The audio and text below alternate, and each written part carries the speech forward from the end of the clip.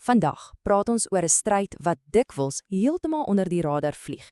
'n Stryd om ledemate en ja, selfs lewens te red van een van die mees ernstige komplikasies van diabetes. Ons gaan nou kyk hoe die regte soort kundigheid op die regte tyd letterlik alles kan verander. Kyk mooi hierna. Mediese kenners noem dit die trap na amputasie en dis 'n ongelooflike gevaarlike pad af. Dit begin alles met diabetes, maar dan, stap vir stap word dit erger. Senuweeskade, dan oopsere, swak bloedvloei en uiteindelik infeksie. En elke tree op hierdie trap af bring 'n pasiënt net een stap nader aan daai finale, tragiese uitkoms, amputasie. So ja, die insette is ongelooflik hoog. Goed, so, wie is die persoon wat in die middel van hierdie hele stryd staan? Wel, dit bring ons by die spesialist van die dag, die podiater. Dis 'n persoon wat hulle hele loopbaan toewy aan een van die mees komplekse strukture in die menslike liggaam, die voet en die enkel. So, wat presies is 'n podiater? Dink aan hulle as 'n dokter wat in alles wat met die voet en enkel te doen het, spesialiseer. Nie net die mediese kant van dinge nie, maar ook die chirurgiese kant. En as jy 'n diabetes is wie se voete of bene in gevaar is, wel, dan is hierdie spesialis heeltemal onontbeerlik. En jy weet, hierdie idee van 'n voetspesialis is glad nie iets nuuts nie. Inteendeel, dit het 'n ongelooflike ryk geskiedenis. Kyk net, ons praat van afbeeldings in antieke Egipte, duisende jare gelede. Selfs groot historiese figure soos Napoleon en Abraham Lincoln het mense gehad wat spesifiek na hulle voete omgesien het. Dit wys jou net hoe lank hierdie soort kundigheid al as waardevol beskou word. En hierdie tipe kundigheid kom natuurlik nie oornag nie. Dit word gerugsteun deur jare en jare se intense opleiding. In die VSA byvoorbeeld is dit 'n regte maraton. Jy doen eers jou voorgraadse graad, dan die mediese toelatingseksamen, dan 4 jaar se podiatriese mediese skool en dan nog 'n 3 jaar chirurgiese koshuisopleiding. Sjoe! Die model in die WK is 'n bietjie anders, maar die eindresultaat is dieselfde. Hoogs gekwalifiseerde spesialiste wat presies weet wat hulle doen.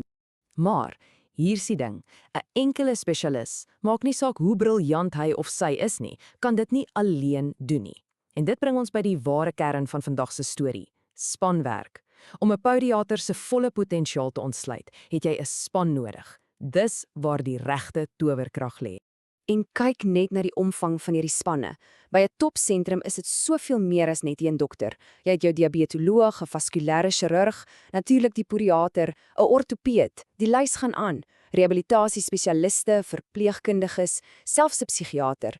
Dit is letterlik 'n hele weermag van kundiges en almal het een enkele doel, om daardie ledemaat te red. Nou, in die hart van hierdie span is daar 'n baie spesiale verwantskap en dit het 'n lekker onthoubare naam, die to and flow model. Dis eintlik heel eenvoudig. Die to gedeelte is die podiater, die voetspesialis, en die flow gedeelte, dis die vaskulêre chirurg, die een wat seker maak die bloedvloei is reg. Saam is hulle 'n krag waarmee rekening gehou moet word. Goed, so hierdie hele spanbenadering klink mos nou fantasties op papier. Maar die groot vraag is, werk dit regtig? Wel, kom ons los die teorie en duik in die harde bewyse. Kom ons kyk wat die syfers sê, wat die resultate is om eerlik te wees, nogal verstommend. Maar voor ons by die data kom, wil ek hê hierdie een feit moet eers behoorlik insink. Die Internasionale Diabetes Federasie sê dat meer as 85% van amputasies wat met diabetes verband hou, voorkombaar is. Dink daaroor. Dis nie een of ander onvermydelike tragedie nie. Dis 'n probleem met 'n oplossing. En hier's die bewys. In een studie het 'n hospitaal besluit om so 'n to-and-flow span te implementeer. En die resultaat? 'n absoluut ongelooflike 72% vermindering in amputasies.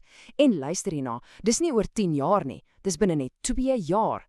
Dis 'n impak wat lewens verander, punt. En dis nie net die hele span nie, selfs net om 'n podiater betrokke te hê, maak 'n reuse verskil. Studies wys, as 'n pasiënt onder die sorg van 'n podiater is, daal hulle risiko vir amputasie onmiddellik met 29%. Dit wys jou net hoe krities al die een spesialis se rol is. En die voordele stop nie daar nie. Hierdie benadering red nie net ledemate nie, dit spaar ook 'n reuse klomp geld. Die data wys 'n gemiddelde besparing van amper $20,000 per pasiënt vir die versekeraars. Hoekom? Eenvoudig omdat minder mense in die hospitaal beland en minder mense amputasies nodig het. Dit is regtig duidelike win-win situasie vir almal. En as jy dit nog wil sien, kyk net na hierdie grafiek uit Kanada. Dit wys die verskil swart op wit. Aan die linkerkant het ons Edmonton, waar hulle standaard sorg gebruik het. Kyk hoe hoog daardie balk is. En dan, aan die regterkant, is Calgary, waar hulle die span-gebaseerde to-and-flow benadering gevolg het. Die verskil is dag en nag. Die amputasiekoers is dramaties laer, die visuele bewys is, wel, dis onomskenbaar. So, ons het gesien dat ons ledemate kan red, maar dit is nie waar die storie eindig nie. Glad nie. Die ware langtermyndoel is eintlik proaktiewe voorkoming en deurlopende bestuur. Dit is nie 'n eenmalige gebeurtenis nie, dis 'n reis. En hierdie pad wys ons presies hoe dit werk.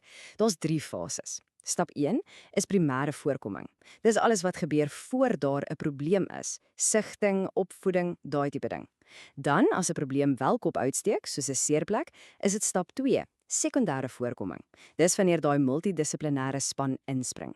En dan die een wat mense dikwels vergeet, stap 3, pos-sekondêre voorkoming. Dis die krusiale fase na die seer genees het, om seker te maak dit gebeur nie weer nie.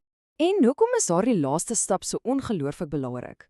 Wel, want die risiko gaan nie net weg nie, dis hoekom kenners deesdae eerder die woord remissie gebruik, amper soos met kanker. Want hier is die skokkende syfer. 'n Pasiënt wie se diabetiese voetsweer genees het, het 'n 50% kans dat dit binne enkele jaar sal terugkom. Die stryd is dus alles behalwe verby. En dit bring ons by die laaste en miskien die belangrikste vraag van die dag.